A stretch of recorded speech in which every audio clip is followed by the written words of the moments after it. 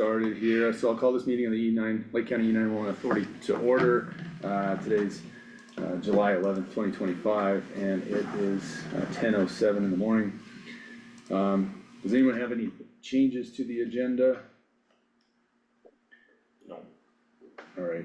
I think, did we hear back from Jackie officially? Will she be here at 11:30? Yes, she will be Okay. here at 11:30. There's just some traffic issues on I-70, surprise, surprise.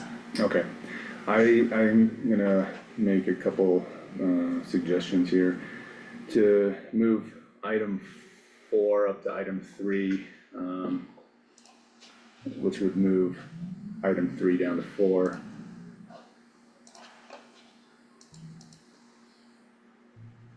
All good. And then, we'll just move item 3A to 4A. Then we can go into, so we're not pausing or holding up Nick if Nick needs to head down afterwards, and then we can go into our updates. And then wait for Jackie to arrive, so that would move 4B to 6A, which extends item 6 to item 7. Clear as mud?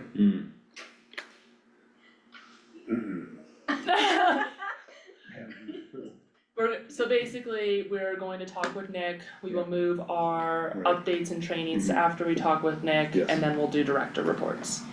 I was gonna move director reports up to, before new business and discussion. It's been a normal flow and I didn't catch that before. And Nick, by the way, you can stick around for the whole thing. It'd be great to hear what Jackie has to say. Jackie, is with, 911 Solutions, and I don't know if you ever worked with them before, but, I know what. She's in all my meetings. Oh, okay, so basically she's in traffic running behind. We don't wanna interfere with your schedule today. It'd be great if you can stick around, but if not, we wanna make sure we get to you first. I'm in no rush. So, okay, great. Good? That's magic. How you do that?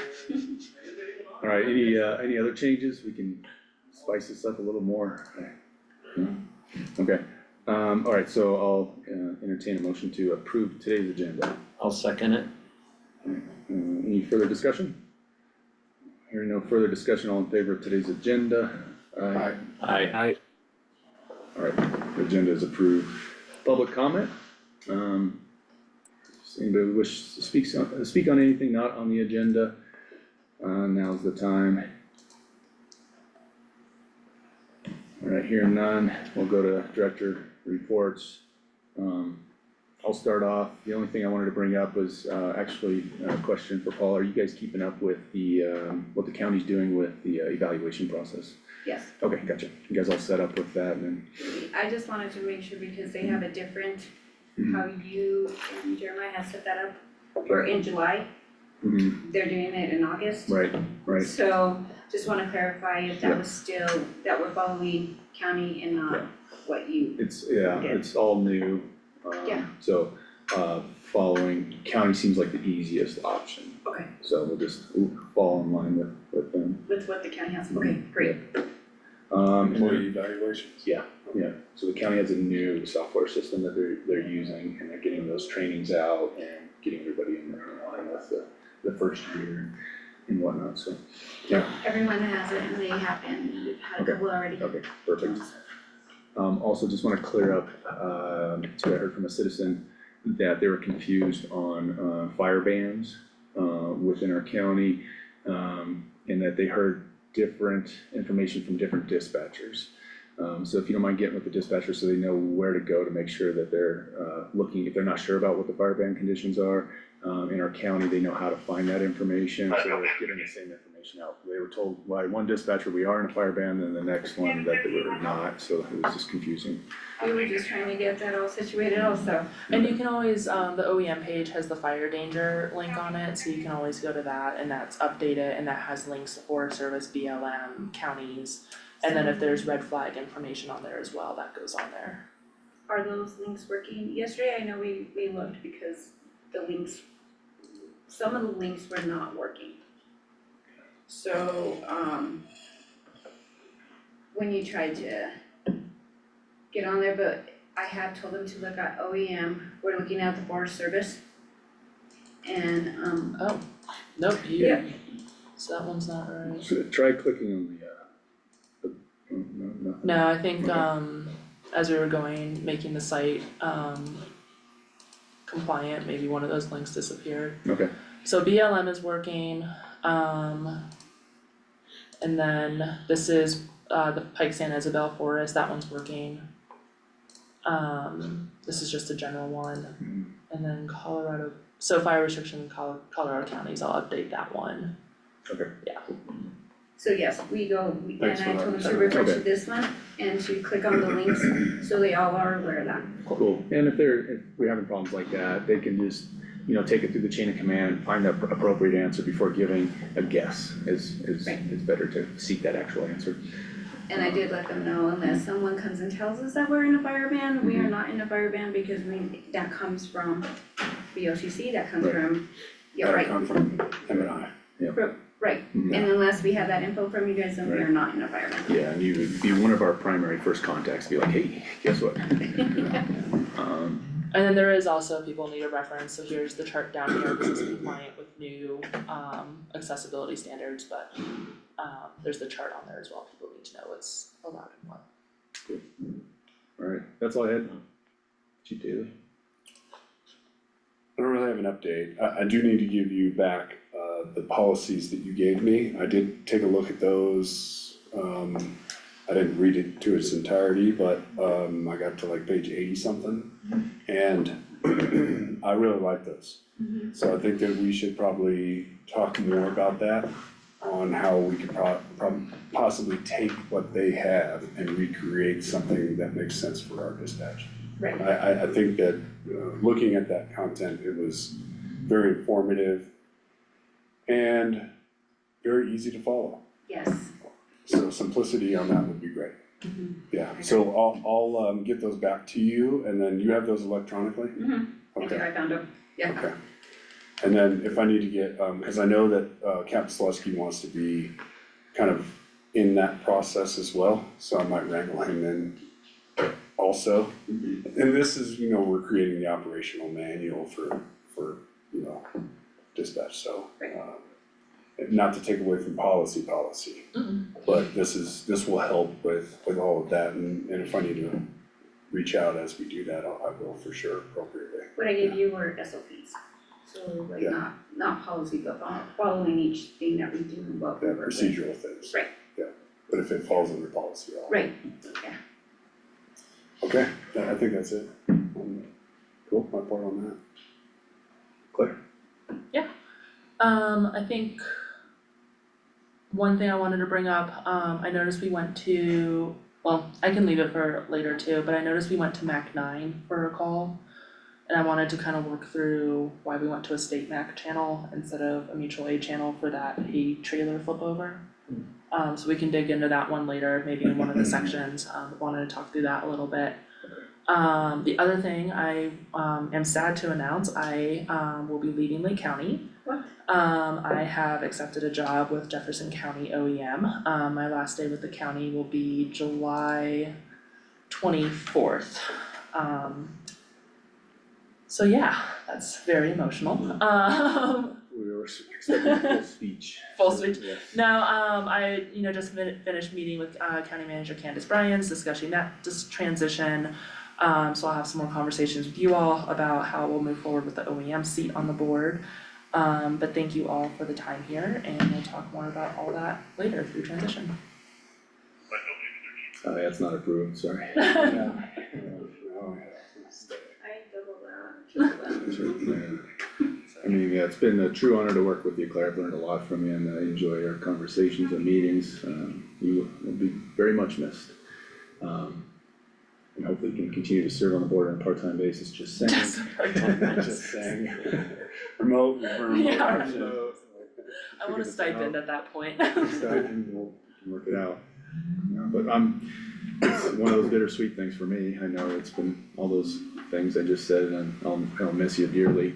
But at the same time, I'm happy to see career progression for yourself and something, that you wanna do, and so it kinda stinks when those two things don't line up, so but Yeah. we're happy for you.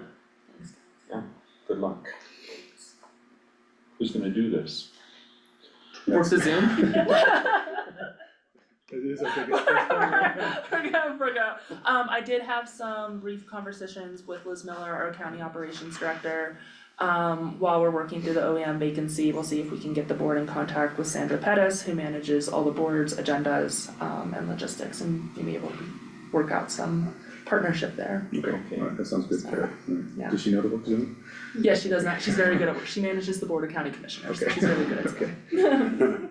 Great, That's good news.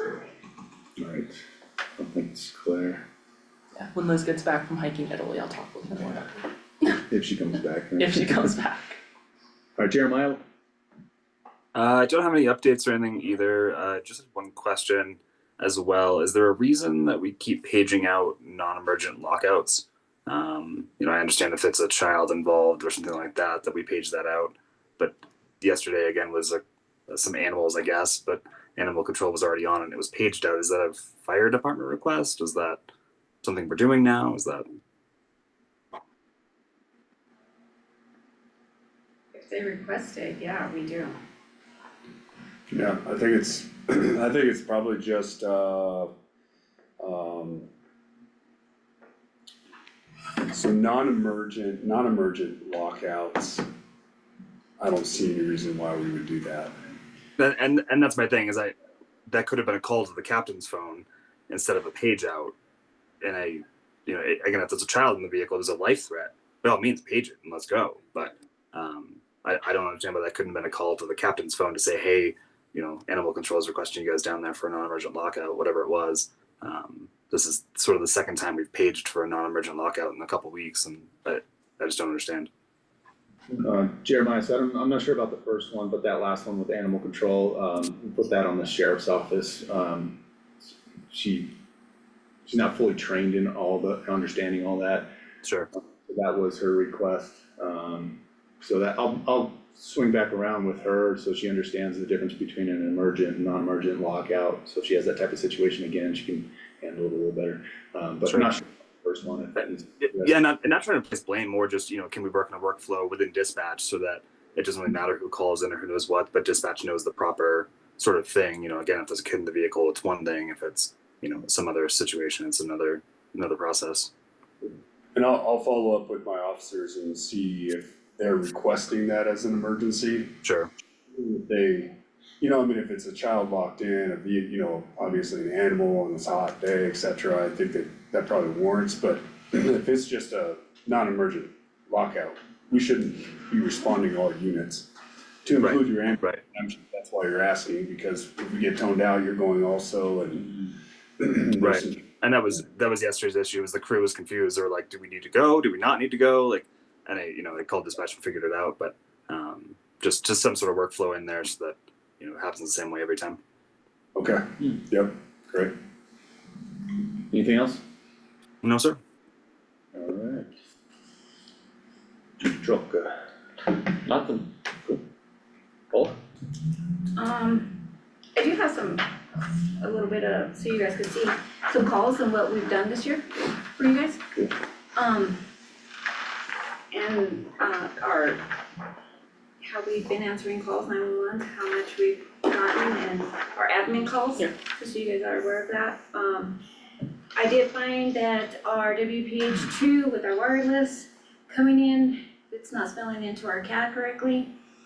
Called Motorola. Motorola is like, they had no clue, they have to do a deep dive into it because our calls, our dispatchers are doing great on getting these, knowing the address and really getting, asking questions to people who are calling in because it is not working correctly. It's bigger than what even Motorola thought as to why we're not getting our addresses into our CAD system. We're relying on other things, asking questions. Dispatchers are really getting, answers from people calling in. I have not heard back from them, just because they had to involve other entities in it, so I'm asking just be patient. We are doing the best that we can with what we have, and we are asking those questions and getting it as quickly as possible. So it is a huge problem, but we're working on it. Okay. So, Any timeline associated with that right now? no, not yet. It seems like it's always a slow process because of everybody who has to be involved Mhm. and getting them all together to work together. So, that's kind of a hard thing to do. So, I found this out about a week and a half ago or so. So my eyes on it, dispatch knows, and so, they're really working hard, making sure that people are we're answering it and getting those calls out as quickly as possible to the right location.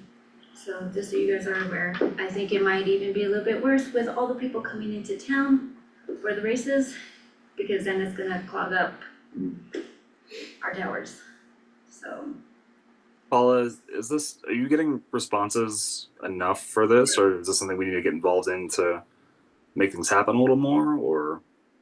I was in contact with Motorola, which Motorola is our CAD and our CallWorks system.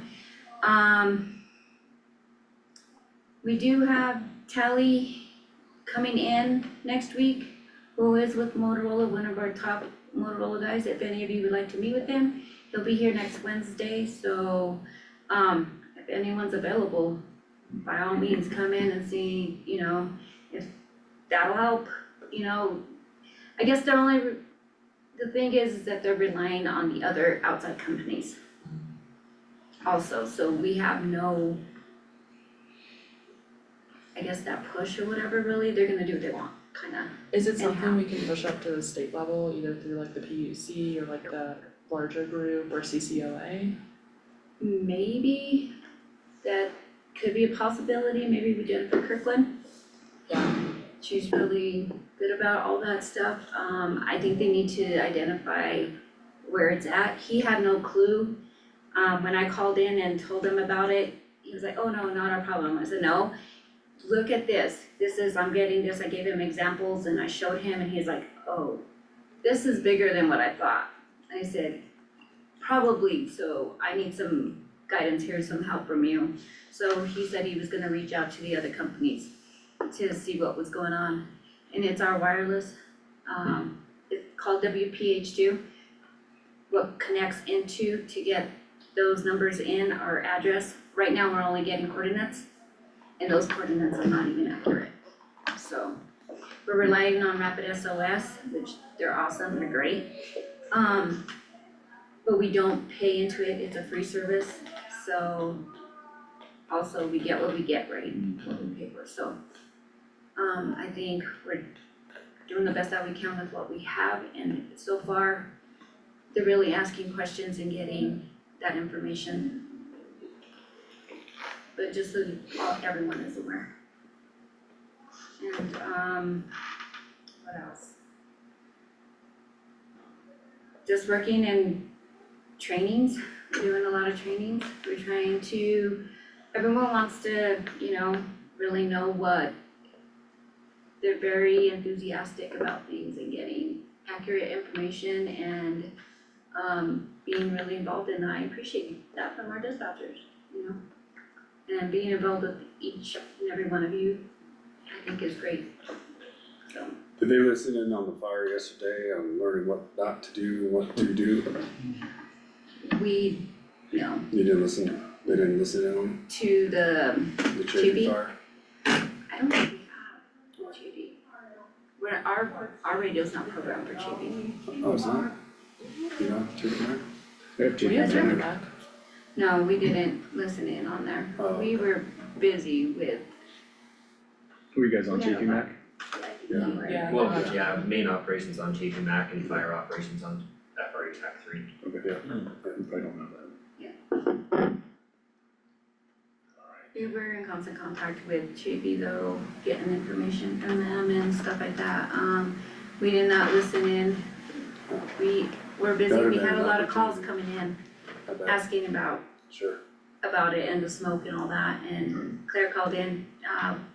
We were not aware that Twin Lakes was without power until Claire called in. So, getting all of that and making sure that everybody knew what the process was when people called in, so. Great. We were on it on that end. So I think it worked out. Yeah, no, we didn't have, Kelsey Maxey over in public health, really got things organized. If anyone down in Twin Lakes needed support, we didn't have any requests, but we were ready. And then Sammy and Adam Ducharme and a lot of other people stepped up for Katrina, thank you.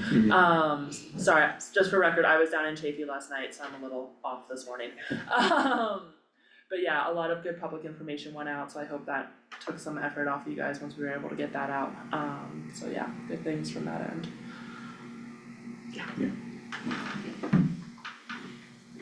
Cool. And I enjoyed working with Annette last night.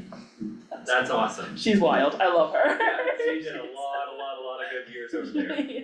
It's cool that she was able to jump in and still help out. Yeah, Yeah, it seemed like a really quick reaction, got a lot of resources out there, and you know, I don't know if you needed more from Lake County, but it was cool to hear a lot of Lake County resources being sent down there, making phone calls to see if anybody needed help, and just, it seemed like a pretty cool operation when it came to, how the relationship is with Lake County and Chaffey County. I thought that went pretty well from my perspective at least. And Pueblo Interagency Yeah. just jumped in. They're right on it, Did yeah. kindness and things for us, so. That's awesome. Great. their undersheriff has a puppy, however, so I like him better than you guys. Pressure, I already have pressure. Thanks for reminding me. It's a very cute puppy. Very cute puppy, yes. Oh, okay. Anything else, Paula? We are going to go to EMD. Thank you, JP. You're welcome. That's awesome. Love it. Yeah, For our dispatchers, we have 4 going, and then next time we'll do the other. Okay, great. So, loving it. Okay, awesome. Good deal. Glad to hear. Alright, well, we'll move on to, Sorry, I have one Yeah. thing I forgot. for sure. So OEM did acquire a Starlink through the Homeland Security grant.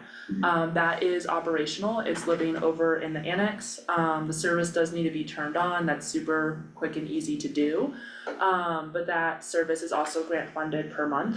So if anybody needs a Starlink, please reach out to OEM or we'll figure out the transition planning for that.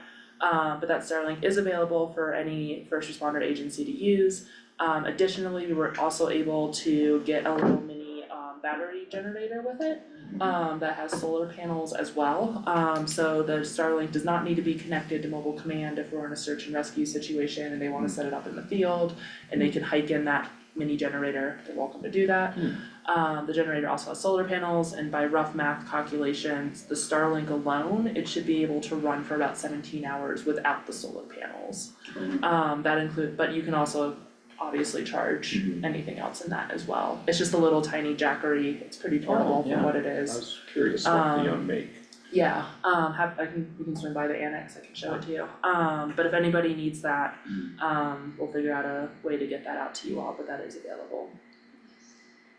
I know we only have a little bit of time left here, but is there gonna be a policy related to how to order that? Or it's gonna be like through dispatch, or it's just kind of a call to OEM? It'll be a call to OEM. Okay. Yeah, I'll talk with Liz Miller since it's kind of a piece of tech. I think it's gonna go live with operations for a while. Maybe we can talk about it living with the sheriff's office. I'd be open to that. Okay. But yeah, Good. so. And with every grant, there's an end to those. When's the end of this one? So Says we grant have 12 months worth of Roam unlimited service. We can do that on a month by month basis. So we've used 1 month, so we could set it up and test it and everything. It's $165 a month, it goes through a reimbursement to the city of Colorado Springs. We have until 2027 to use those 12 months. Okay, So it is up to us if we just wanna turn it on and run it. I would advise against that, cause I think it'll just sit there for a bit.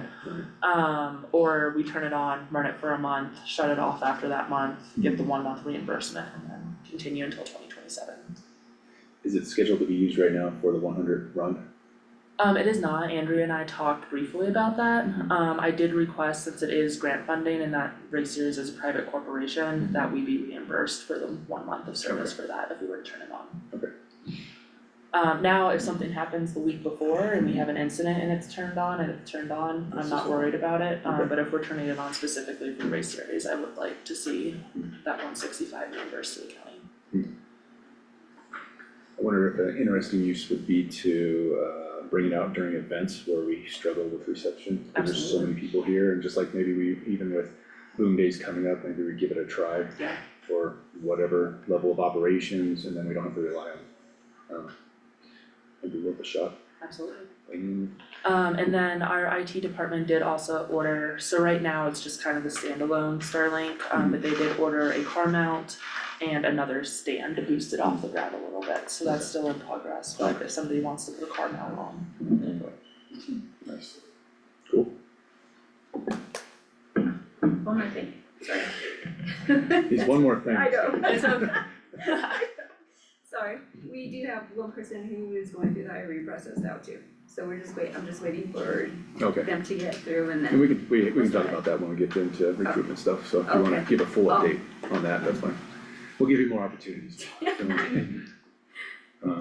Alright, I'm not gonna ask if anybody has anything else. We're gonna move on to new business and discussion.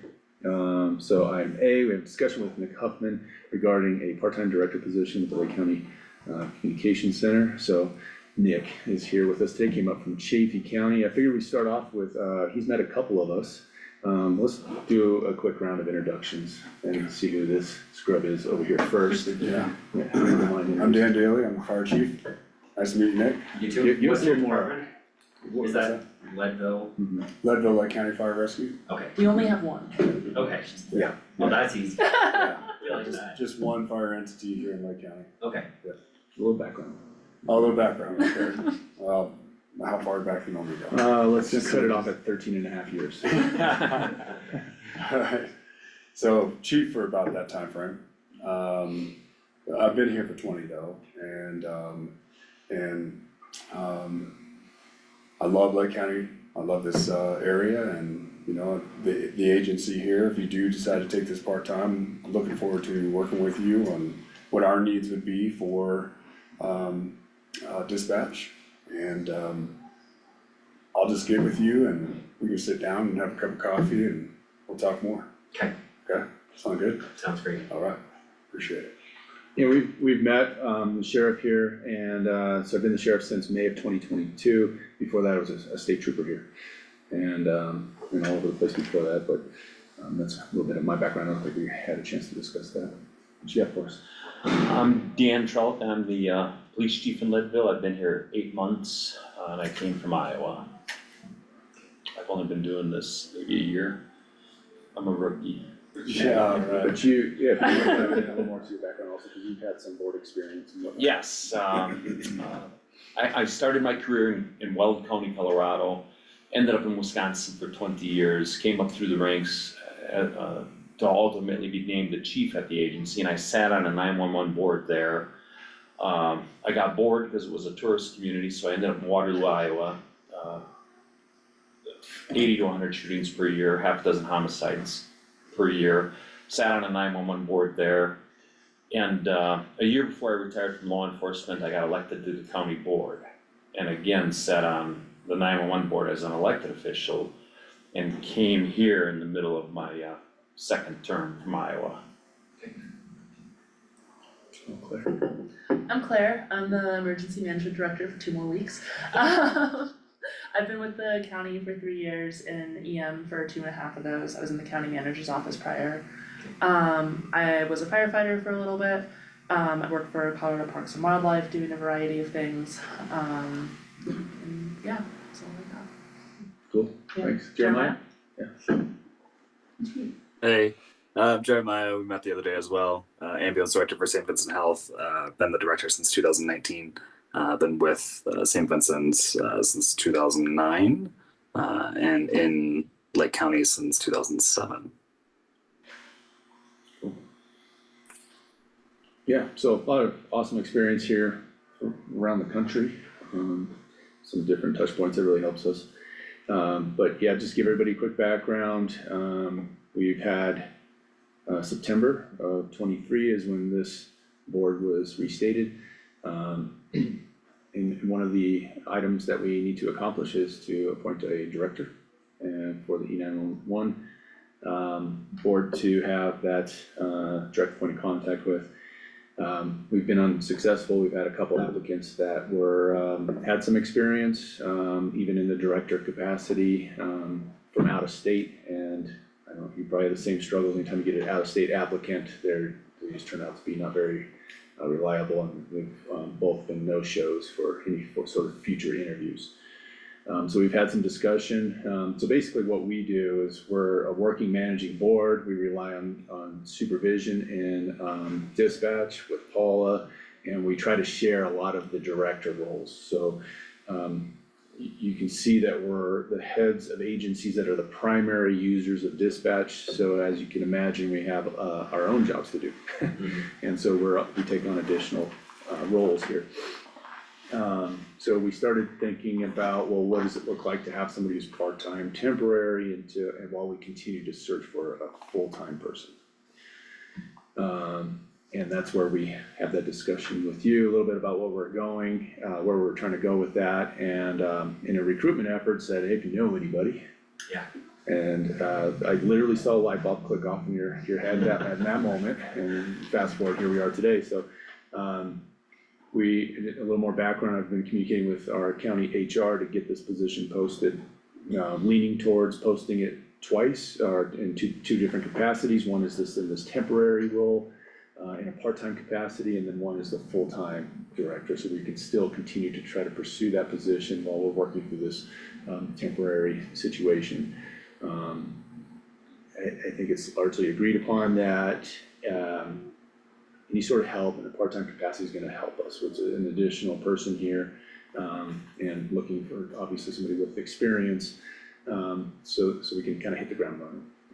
And again, that's why we're here today, so if you don't mind, introduce yourself to the group. Definitely, I wrote you guys a letter, but I'll kind of go over the fine points here. I'm Nick Huffman. I've been in dispatch for 12 years, basically my entire adult life. I've been dispatching. Started off in college, went for e-business and web design, but started dispatching for my college campus in Ohio. Did a large agency there for Knox County, Ohio. Moved to Colorado, dispatched for Saguache County Sheriff's Office for quite a while. Similar, I got pretty bored. It is a tiny town down there, smaller than Chafee Lake as far as population. So saw an opportunity up in Chafee. I've been with them for just shy of 6 years now. About a year into working there, I took over as 911 coordinator. That's really what got me passionate about getting as part of committees and learning how things are evolving and next gen 911 and how we can kind of evolve ourselves to grow as technology gets into 911 and we finally catch up to the private sector. Took supervisor about a year after that, and then I've only been in a manager role for about 6 months now. We're a little bit different as we set up. I'm underneath the sheriff's office. So instead of reporting directly to a board, I report to under sheriff, and sheriff is my chain of command. Which is why manager and not director.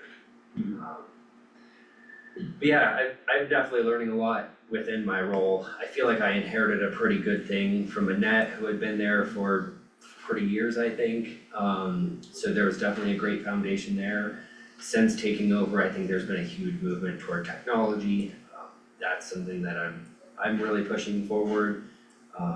Not saying we were extremely far behind, just a lot of agencies that wanted more efficiency, more technology, more information coming from CAD, from 911, from dispatch, that wanted more streamlined operating procedures, and we use something called a call reference guide that kind of walks people through and might solve some of your problems as to, okay, under what case do I page a responder for a lockout, and what case don't I, and here's kind of a call flow for that kind of thing. So rebuilding the call reference guides and things like that kind of get us into the modern era for river incidents. Figuring out how responses work, I can ramble all day. So yeah, that's kind of my background with this. I would say I'm just passionate and I like to learn, and I have no problem digging into problems and figuring out what the core of it is, and finding ways to politely push people to get done what they need to get done and be accountable, and working with all these vendors is probably one of the hardest things, and she's definitely going through that right now, so I think I could probably be a little bit helpful on that. my biggest question to you guys are, and I don't wanna like delve into the dirt of all of this, but what do you think are your primary issues? What are the things that you've worked on? What do you kind of see this role fulfilling? Because I don't see myself coming in as a full-time employee for you, and I do wanna come and help, but what's that look like? Yeah, I'd say today, we can get into the weeds a little bit, mainly having a discussion. I think it also could appear like we're having an interview at this moment, but we're really just having a discussion.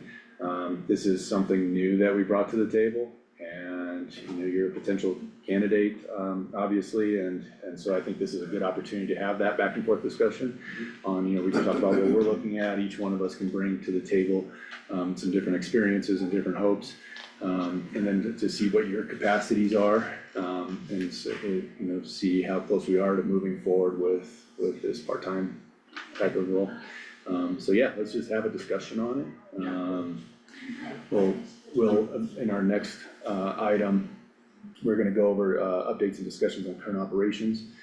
So we've pulled different things from the main job description to say, these are important things for us to focus on right now. And I think that's what we're really gonna eventually ask of you, and to say, we're gonna have to learn, first of all, because some of these, I imagine, we're still gonna have to help out with, especially if this is a part-time type of role. And so we can dive into those, but yeah, sorry, you had something? Well, that's what I was gonna suggest, Okay. Sheriff, is that we pull up that list that we have for the priorities. Yeah. We know that. And we can do that, and we don't have to go into the update on these items, just we're all on the same page, we can go through the updates on these specific items in our next agenda item. But what we have here, yeah, thanks Claire. I'll let Claire hold it. You guys are watching, right? He lost me when he got that mouse.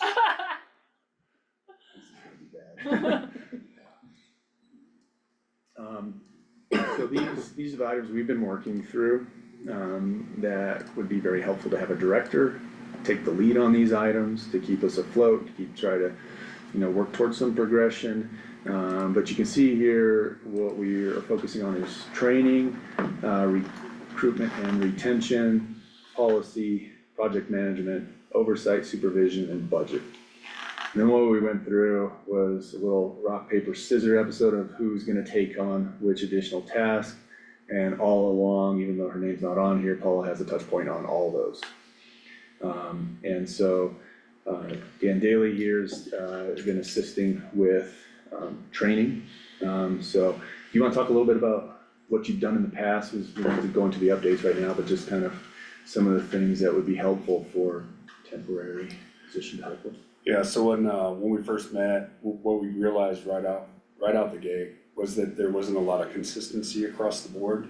When a new hire would come on, some people would be training in this way, or this is the way that we used to do it, and it would have this manual, and so one of the things that we discussed, and there's been a couple of new trainers that are on board and very passionate about moving forward with creating a training manual for everybody to be consistent. And that is currently the works right now. So we wanna do two things with the training. We wanna have a training manual that everybody trains off of, and continue to add to that, of course, cause that's a fluid document, of course. And then have an operational sense to what that means, and have another manual of some kind, whether it be electronic or hard copy, to where, say if it's a wildland fire, you just go wildland fire, boom, now here's my procedural. reference guide, There you we'll call go, that. bingo, yes. And that is what we need to create as well, so those two things go hand in hand. Do you guys have any software for that right now? No. Okay, We don't. We do have our Flex where we can ask some questions right off the bat and put them in, integrate them into a call. okay.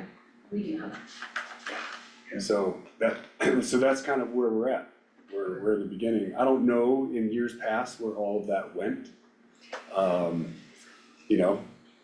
then for your trainers, are you doing APCO or NINA for certification? And do you do DORs with the standard score system of like 1 through 5 and the documentation on those? We have 1 through 7, yes, right Okay. now, and we're following APCO standards.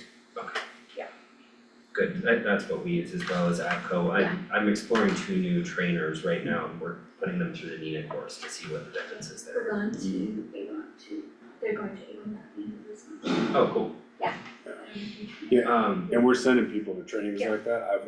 Paula's went, a couple of the dispatchers getting ready to go. We might be sending people to the same class. Yeah, it's in Rifle. Yeah, Yeah. cool. It's great. So right now, I'll say we transitioned recently over to a program called Virtual Academy. It's kind of a 2-part thing. One part of it does. Oh, you do have that. Yeah, we've had it over a year. Oh. Yeah, I signed up for that like a year ago. Okay, do you have the CTO portion of that? Yes. Okay, So that's, you do have, So, well, Virtual Academy, yeah, no, we don't have the CTO, but we do have Virtual Academy that we've been using and I've been giving, out the trainings that they do. So those are great trainings. It's good time fills for when you don't have the budget or Right. the time to pull people out of the center and send them in person. I think that's awesome. They have a specific module for CTO, which breaks down, makes all your DORs digital. You can do checklists within all of that. We have an actual training manual that really like in paper breaks it down. We're not even printing those anymore. We've gotten so far over to the digital version within the CTO module of Virtual Academy. Makes it a lot easier to track, makes it really easy for every trainer to read through everything and sign off. So that if you're passing a trainee between multiple trainers, they're up to date with what's been going on. Gives you good score averages, so you can kind of see how the training is developing. Probably the nicest part is just like we build into phases for our training, so like phase 1, you're watching, phase 2, you're answering admin lines, phase 3, you're answering 911 and the airing calls, phase 4, you're learning how to operate the radio and be the primary radio person.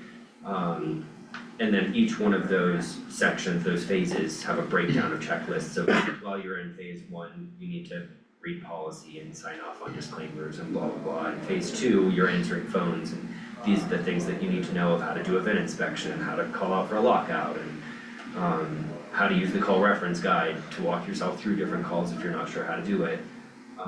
So I would say that's as far as training goes, Yeah. you already have Virtual Academy, it's just a paid for module within that makes all that digital and made us a lot cleaner. How long is your that CTO that is process? wonderful. 6 months. It's a 6 months, We do 6 months of it training. is 6 months, yeah. And usually like that 1 week of sitting in, usually 4 weeks of admin lines. At least for probably 8 of admin and 911. Also within that phase, you start airing your own calls, but you're not really interacting with the officers much, you're just airing and then the radio person takes it over. That's a bit of a difference between, I think, the way our centers work, we're always double staffed, so you have a phone person and a radio person. Obviously, if it gets busy, it's a grab what you grab, free for all, but the way it should work is one person's answering all the radio transmission, one person's taking the calls and airing their own calls that they're taking. Which I know that's a little different than large agencies, but she's a call taker, then the radio person also airs the call. But I think that the call flow works better if the person that took the call is also airing the information, so you don't miss things. I always thought that was a bit of an odd thing, that large agencies do. Yeah, so from there you get a handful of weeks as pure radio operator. Toward the end of your training, you start bouncing half and half days, half on the radio, half on the phones, just to kind of get you adjusted to that. And then usually by the 5th month, we're saying like, we can start using you as a second if you're with a strong dispatcher. We'll start scheduling you without a trainer here and there. That's out of necessity sometimes, just because currently I have 3 trainees and 1 on admin leave, so keeping that double coverage is like pretty tough at the moment. Yeah, that's kind of how our training program works in a very condensed nutshell there. Yes, and I can see that your expertise on that would be an added benefit. Yeah, I Or was a just learning CTO as well. Yeah, okay. So I've taken the course, I did training for a couple of years before coming into my current role, and I still sit at the console and train. I've got somebody that's a little uncomfortable on radios and we think that she's really ready, but she's not feeling great, so I just sat with her 2 nights in a row and worked until 11:30 with her and built her confidence and yeah, part of that's still gotta be hands-on, you know? But I think that's the whole thing with these small agencies, and I think that's where we kind of do link up a little bit, is there's a similar, we might be a slightly, what's your population here? 8,500 roughly total. Okay, yeah, so we're like just over 30,000, so, but still not a huge difference. We're just kind of running double the staff as you. I think our biggest thing is that we have 2 consoles, that's all that we work with, Gotcha, so that's kind of what our kind of issue has been. yeah, Cause we did notice that for the training, that I saw that how we were training, we have our main person and our CTO trying to train a new person on the other console, and it just wasn't working. yeah, that's an Very, obstacle. yeah, it's not efficient. Yeah, you haven't seen our dispatch? I haven't yet. Okay. Yeah, do a tour after this. Definitely. Yeah. Anything else on training? No, can you think of anything else? I know that, we wanna send people to, training whenever we can. Thank you again for the EMD training, that'll come up. And we would like to, send our dispatchers also to do ride-alongs. Because I think that outside agencies and them getting that exposure would be great. Just to see how, other agencies operate. Yeah, and I That's kind think of in it's our like queue. it's a healthy thing for a dispatcher to get out of the center too. So Yeah. I think that, Yeah. what are my people learning from the ride-alongs? You know, I don't, sometimes they just sit in the EMS bay all day and chitter chatter, but I think it's healthy too though. To get dispatchers out of that nearly windowless room in our case and get them to meet people and get to have conversations, and then we do the same thing opposite too. I encourage every single one of my agencies to send their people into dispatch and sit with us. So they know when shit hits the fan, what we're going through, and that every single person's important, but there's a priority there. As a dispatcher, you have to prioritize, so I think vice versa, that's a nice thing too. Yeah, we invite the dispatchers to do ride-alongs with us, and then our new personnel, to sit with them. Cool. Yeah, I think we'll just roll through this flow of going through these different items like this, and we'll just keep it to historically what we've done, and then we'll get into updates later, but so yeah, the next thing we focus on, shared, is the recruitment and retention of staff members. We found this was a lot of work for just one person to do, to take in the application review, do reference checks and interviews and testing and all that, so Dan Trelka and Jeremiah Grantham have been assisting with that process. If you guys wanna chat a little bit about what you've done in the past. Yeah, we've had a consistent flow of candidates, which surprised me, but makes me happy, and good candidates. So hopefully they keep coming, hopefully people keep applying. And I don't know why, we have this consistent, desire from candidates to come work in dispatch, but we do. We're not gonna take it for granted. Where's your staffing level right now? Like what's full staff and what are you? Yeah, so full staff is behind you. I got a little chart there. Gotcha. So 11 is full staff for us. Okay. And that includes the director, 2 supervisors, and 4 operators per side of the week. Right now with Hunter, are we at 6? Is that right?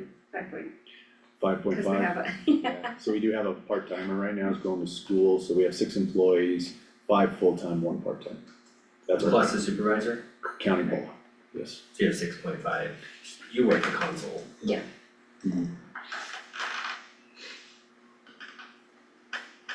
What's your hiring process look like? Like, if you're getting a good flow of candidates, then why 6.5 and not 11, 12?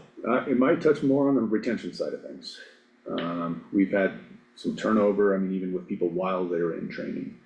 So I don't know if that's pointing towards our, process, that maybe we're missing some key markers to say, well, why are we hiring these people and they're not making it through training?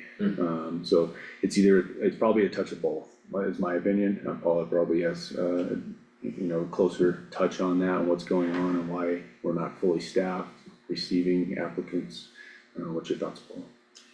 I believe that it's a process, right? It takes time Mhm. to hire and to go through everything that we require to get them on board. And a lot of them, we had 2 that we had interviewed and everything, and I had one accept the position, and then an hour later, she declined it because she received another offer that she could start sooner. Sorry, I'm just migrating here. No, Yeah, no, no, I know, Turn it around. I know. No, that's why. Um, So I think it's sometimes like that, that they're looking for something and they want it quick. But through our process, we have a process that we have to go through. How long does that take? Because that's been a thing in Right. courses I've taken, manager courses I've taken, saying, cut that down. Yeah, Yeah. Like, and I'm down to 3 weeks now Are from you? when I give you an offer to when you're hired, and it's made a difference. Do you do psychological? No. that was one of those. That's a big we need to hold cut up. You that do out. the Yeah. physical too?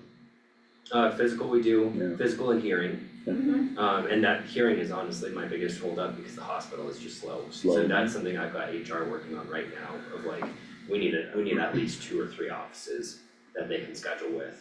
Yeah. Because my last 2 candidates would have started within a week and a half, if not for a hearing test. So what is your process? So we're through county HR. Pretty much as soon as you're given an offer, we're working on full background. It's our jail commander that does that. She usually has those done within a week. Obviously, it's the responsiveness of the candidates. Right. People, so sometimes there's fly, and you notice that off of a good candidate too. If you get that candidate that's really stepping up and calling all of their people and saying, hey, these emails are coming out, get on top of this, then you know they've got some passion toward that. My best candidates have had their background checks done in days Mm-hmm. because they're reaching out to their parents and their friends and their references from previous jobs and they're saying, hey, get on this for me. And then I just recently hired one, his background check took 3 weeks and he was not a good candidate in the end and we had to let him go, so. I think that kind of shows a little something right there. Mm-hmm. So we do that background check, hearing test, vision test, that's HR orientation and you're in the door. I think ours is the psychological, especially if they have any previous Medical. issues, yeah.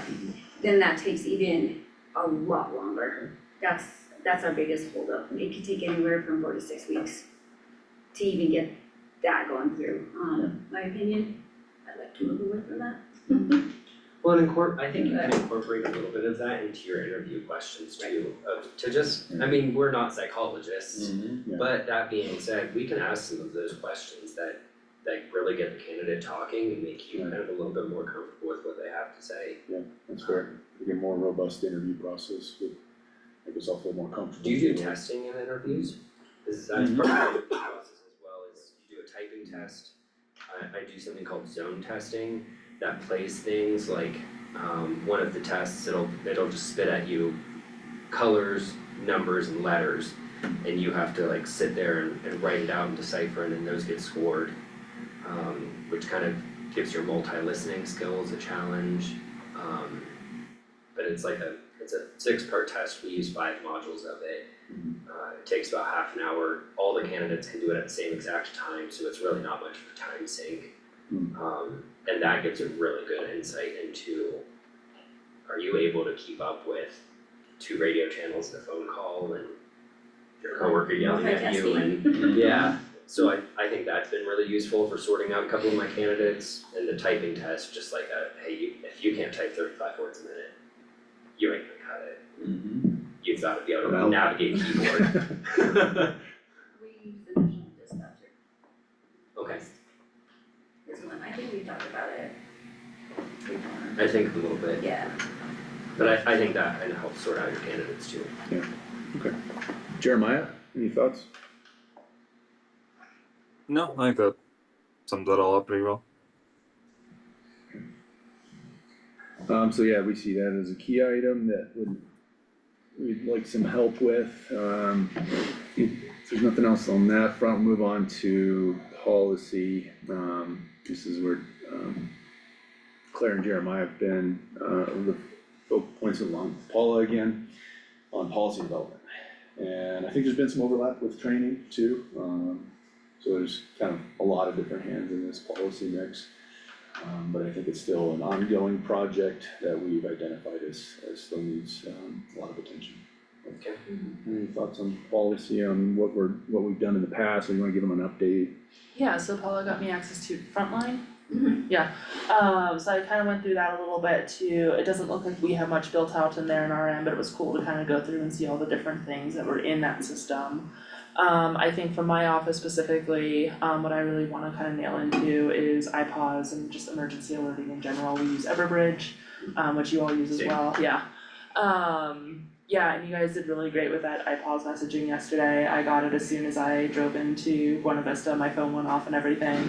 It was underneath my thigh, so that was a little jarring. But that worked out really well, but yeah, I think that's the big thing from our end, and I think that's something that we need to work on too as public safety agencies with dispatch, is just how to order those alerts, who can order what authorities, how do we send them out, and just really kind of nailing down that policy is the big thing from my office. We do monthly tests on that where I do simulation testing just to the admins, because I think that it's an uncomfortable thing.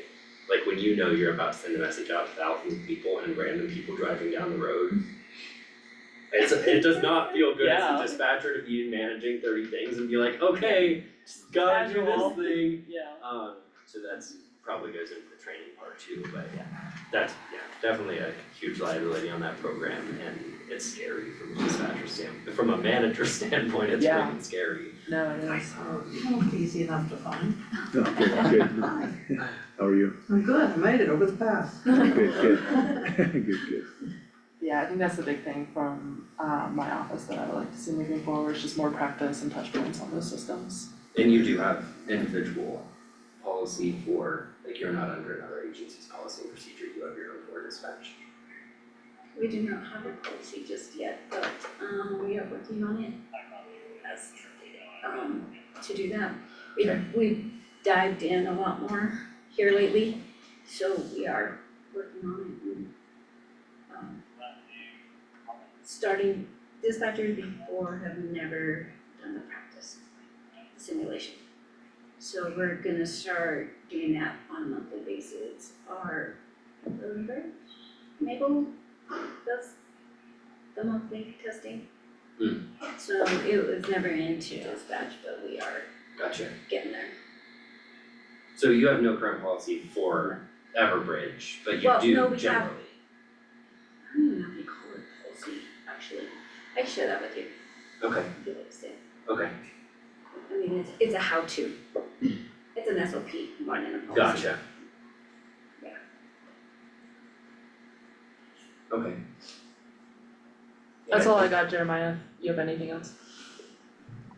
No, I think just similar, just defining between actual policy and SOPs, and just setting some of that we just don't have. Yeah, so I think what works well in my world is you have a policy, which is like how you adhere to your job with morals and all of that good stuff. You have SOPs, which is generally how the processes work, and you have call reference guides, which are in the dirt, here's the questions you need to ask, here's the people you need to page, here's the person to notify, here's the number for this and the number for that if you need to do, you know. And I mean, that's even a work in progress on our end. Yesterday they were like, clear the skies, call the FAA. And I'm like, yeah, never done that before. We figured it out, but man, it's not in our call reference guide, I'll tell you that much. I was wondering if it was. We No, have to do it that- is now. We have to do that twice, I think, with our plane crashes, cause we have plane crash up. Yeah, well, and it's You one, kind of learn it by at the seat of your, like, we what? yeah, Your agency did an outstanding job, by the way, Thanks. during that fire. it was the perfect storm for us, like having all the dispatchers in there and me already being in dispatch was just like, it was luck, it was partially luck. But thank you. So next, we've identified, project management as, an important aspect that myself and Jeremiah have, been identified to assist with. Again, Paul is a touch point. We went through some major projects, dust is still settling on some of them. I switched to Motorola, we had new Motorola equipment purchased, with new software. We had a radio tower that was installed. We were talking about this yesterday, we figured out a time frame on when that started 5-6 years ago. Do you recall when that tower project started? I mean, that was under As well. Josh Adamson and Kaylee, so that would have been 2019-ish. 2020, I believe. 2020? Yeah. Yeah, so we Yeah. had a new state tower come in.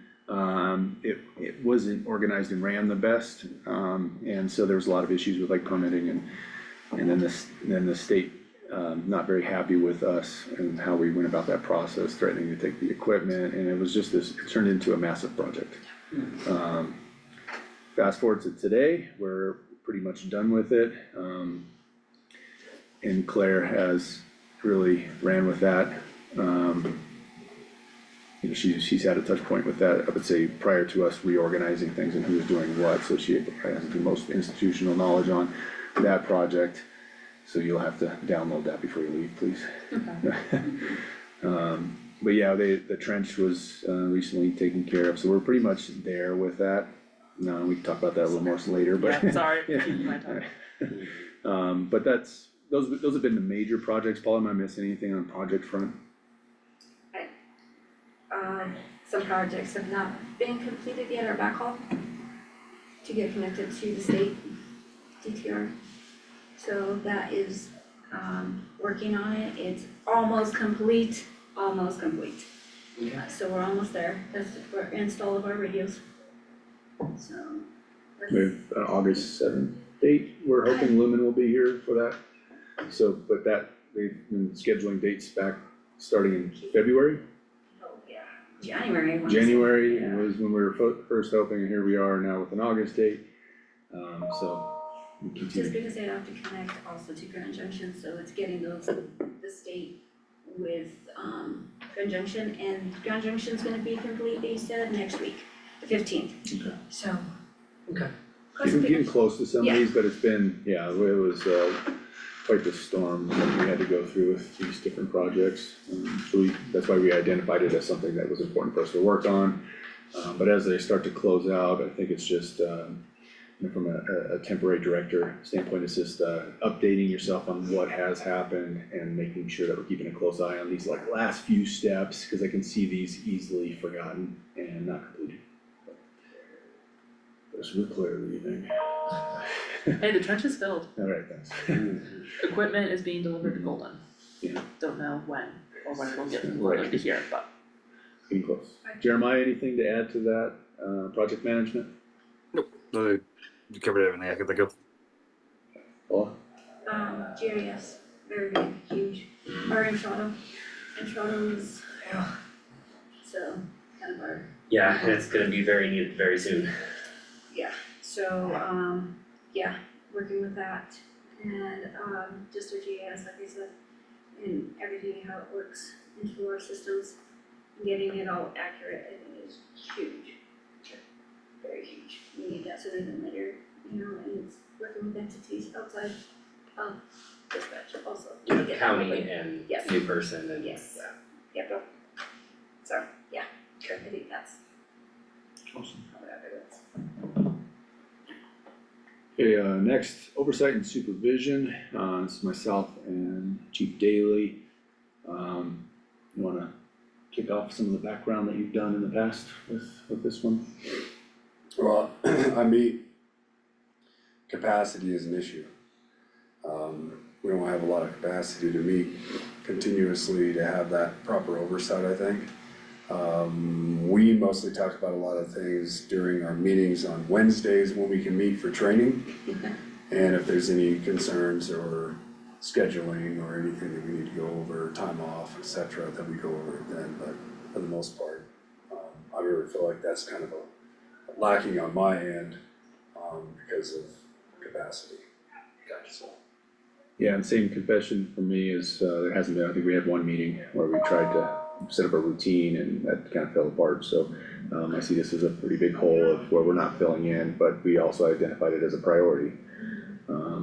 So there's not a lot of history there unfortunately to cover, and that's where we're sitting there, so. yeah, A lot of kind help. of really rely on Paula to do a lot of that. Scheduling. The day to day.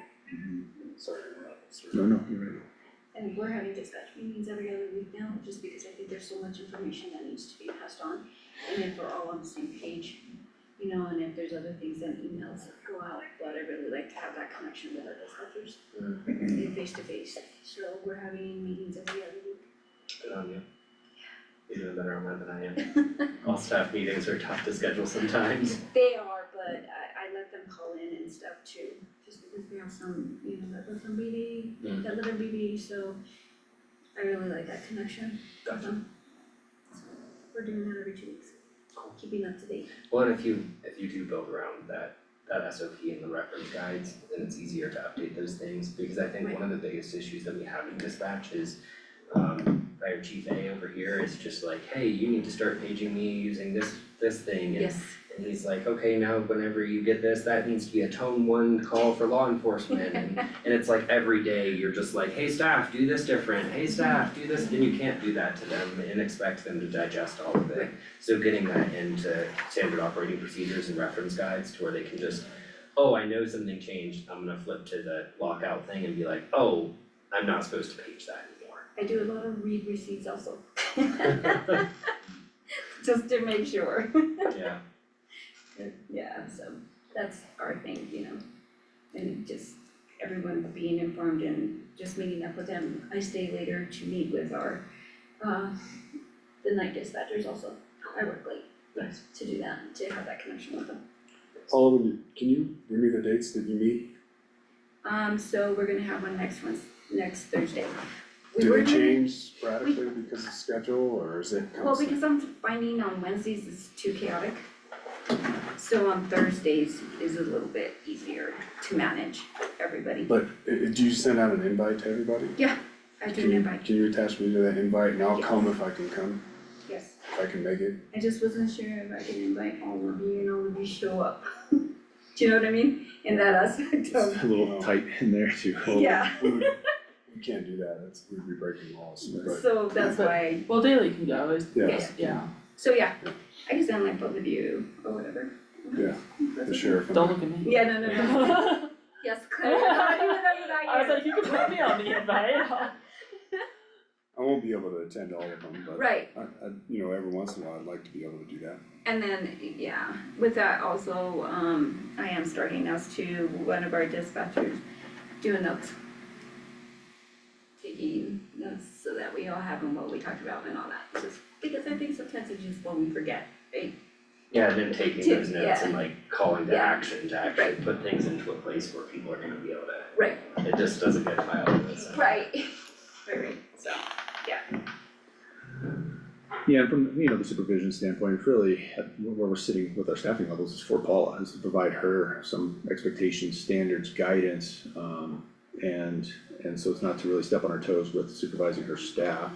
We've trusted her to do that, it's more, so Paula can have a go-to person, because there's been confusion on that, like, what do I do if I wanna go on vacation, things like that, so. Yeah.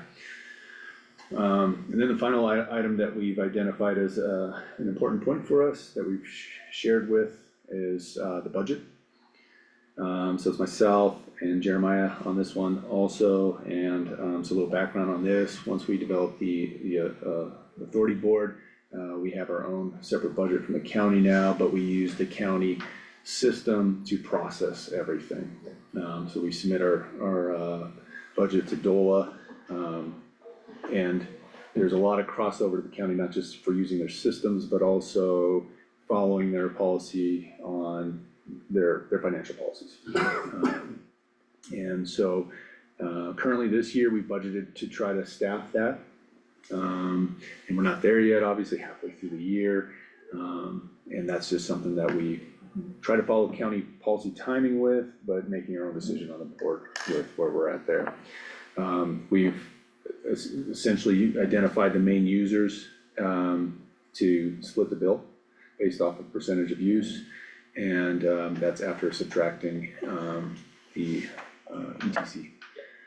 And so that's, I guess, a grand overview of our budget process without really getting too much into the weeds. But that's another thing that we need, you know, help with, and that's a big ticket item for the director to be involved with, and to bring some creativity to it, because it is a pretty big strain for all the user agencies to pay so much into it. So we've had some conversations about increasing our ETC to soften that blow, to pay for dispatch.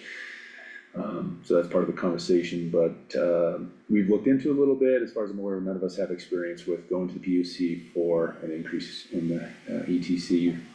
Just some basic Google research. Yeah. Kind of the same thing on my end, well, I've reached out a little bit more, but we're looking to do the same thing Yeah. to fund our new building. So Right. right now, my application's on hold just until I can get some firm numbers on what the dispatch portion of that Okay. building costs, and then I'm moving forward with that, so Okay. we can learn together if we Yeah. get there. Alright. I like that. And Claire's the current treasurer, so anything you wanna add to the budget? No, we've just been doing, I think the big thing for us is like, and Paula's been really great about this, but just how do we plan for future expenditures in dispatch, what is truly aging? Do we balance what we pay Motorola for, in terms of like maintenance and service, and like what is outside of Motorola's scope that we need to budget for? Do you guys have IT? The county does, yes. And Yeah. how are they like responding to you? Oh, sorry, go ahead. No, I was gonna clarify too, that we have, there's still some overlap on this being under the sheriff's office with our IT, because the sheriff's office contracts their IT with another company, which means they were our main go-to for dispatch also. So I'd call that a transition item right now, really. We have a third-party vendor, still helps with dispatch, right? But then we also have county IT. The goal is to get it to county IT completely, and the county's pursuing additional IT positions. Cause right now it's one of those things where people are wearing multiple hats to keep us going on that, so that's kind of where we're sitting. Sorry, Paul, to interrupt you. No, that's what Is I that was what gonna you're say gonna too, say? yeah, Okay. that I meant. That was a huge change for us when we don't have designated IT, but one of the IT team leads is kind of like really on top of the sheriff's office stuff, Yeah. and particularly dispatch. It's needed. Getting that responsibility or that Yeah. responsibility is massive for us. I think that hands-on support is super important for Definitely. dispatch, like that hands-on person. And not having that as a third party is, Mhm. you want it to be somebody that's like in the office On-site. next to you, yeah. On-site, yes. Yeah. Yes. And you don't constantly get those excuses of, well, have you tried this and this and this and this? Turn it off and turn it back on. Oh no, it's turned off. that. So no, I see the budget really lying still with the board moving forward. I think we owe that to our IGA partners to really be involved in that process, but what I kind of expect moving forward is just like really being able to get that subject matter expertise knowledge from dispatch to go to our RGA partners and explain any type of increases or changes to our budget. Yeah, we've just been raising the ETC to the permissible PUC limit, so you guys get the full letters this year. So yeah.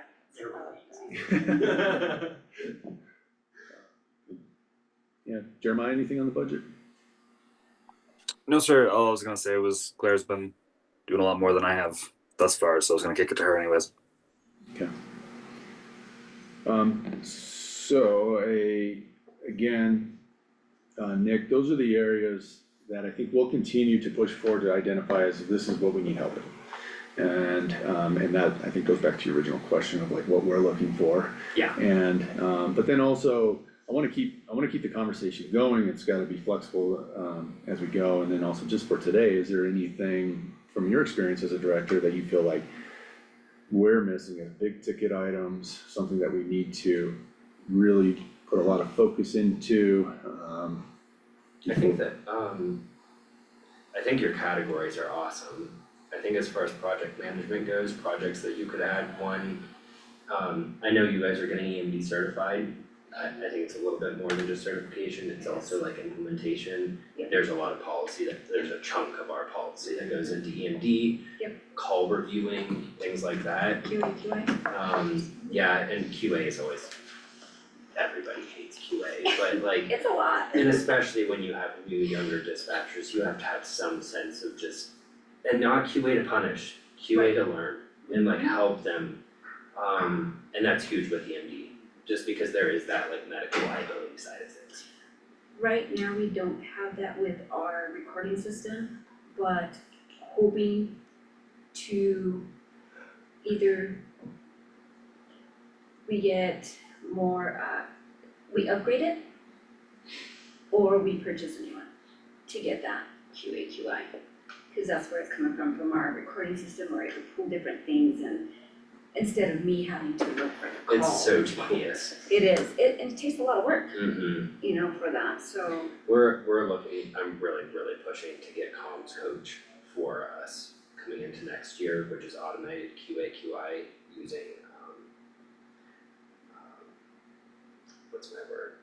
Artificial intelligence.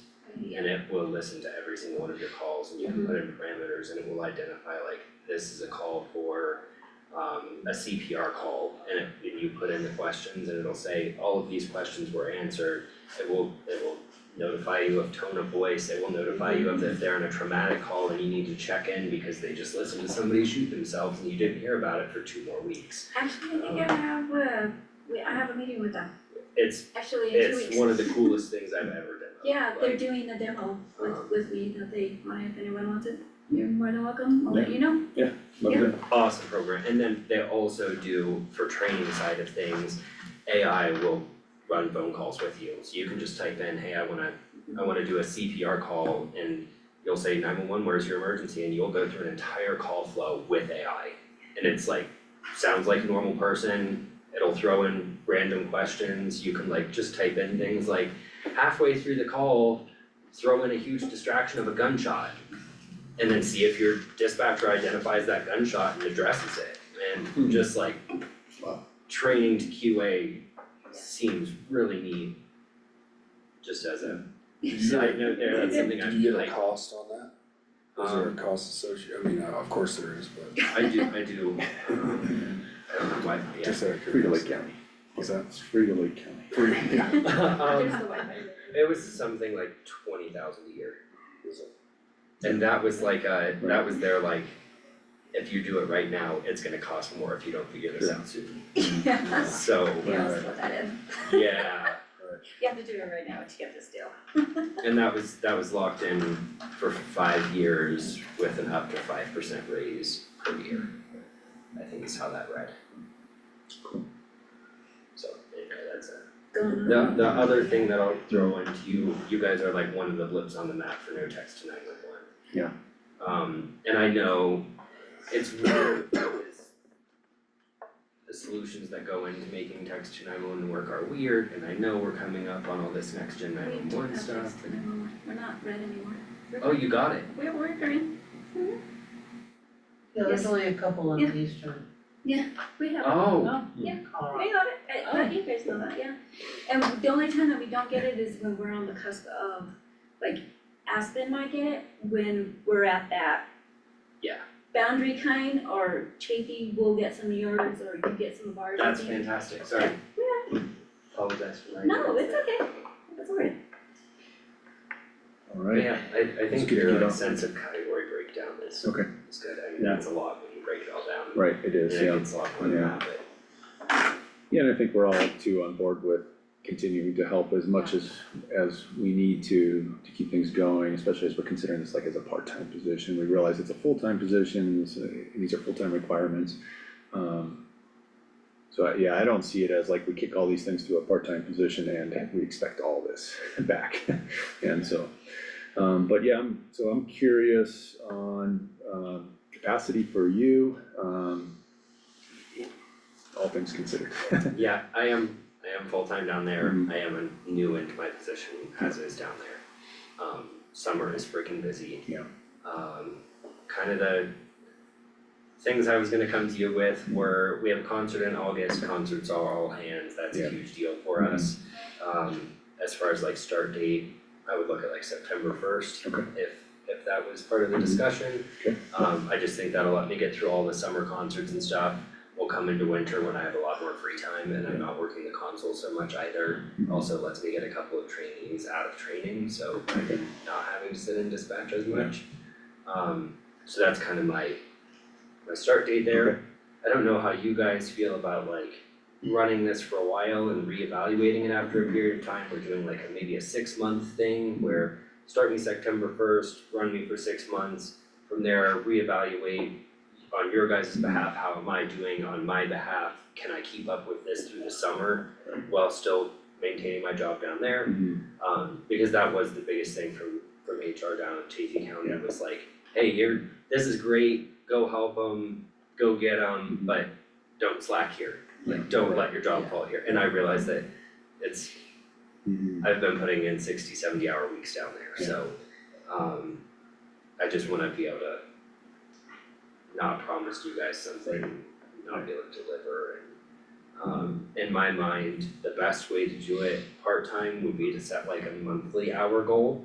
Okay. That way, if I have a week where I've got 3 people out sick and 911 drops down and I can't work hours here. Yeah. Then I'm trying to be a monthly goal and not a weekly goal. Okay. As far as hours go, and maybe set that with like a minimum maximum of maybe like an absolute minimum of 30 hours per month and a maximum of 80 hours per month, and that's where I try to stay in between the 4-week period. That just seems an easy way to do that, so if I have priorities elsewhere, That makes sense. I'm not trying to hit a weekly goal. Yeah, we could probably dial that into our county systems, to make sure we're in line with like payroll and whatnot. And what works well for you and all these other potentials that we're concerned about. From a county policy standpoint, we do have an employee classification, temporary, and that actually tops out at 5 months. And so that's something we can consider, but we can also call it regular part-time. That would require a little more of a routine schedule, without an end date.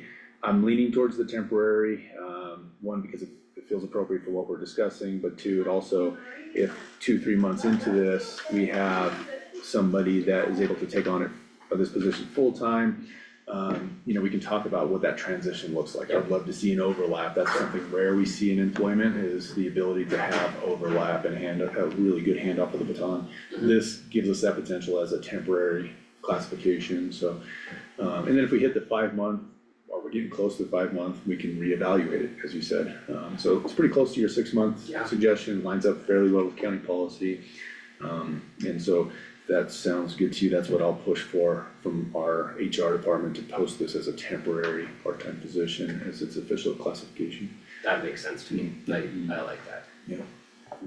And I totally agree, if you guys find the right person to come in full-time, Yeah. I'll stick around for a few weeks and help that 100%. transition, make it smooth, and I'm out if you guys got your thing. Yeah. I really do feel like I wanna be here to help you guys, Mhm. I wanna stay within my capacity of Right. ability there, Right. and if you guys find something that's the right fit for you, then Mhm. I won't feel hurt one bit when you're like, hey, we need you to pass the baton and get out of here. You're like, I'll be down in JP if you need me. Yeah. And No, how great for mutual aid and partnerships, Yeah. right? That's what I'm saying I too, know. like, this is kind of a beautiful thing, and Really, maybe really is. maybe I can learn things along the way here too. I think that's where this is mutually beneficial, is definitely, the goal is for me to help you guys. Right. But that's not to say my agency doesn't benefit from this by me getting involved in some of these projects and learning different CAD systems and phone vendors, and I mean, there's a benefit for us there as well at Chaffey County. Right. Yep, I agree. Well, any other thoughts on this agenda item, Nick, or anybody else? It was very fruitful.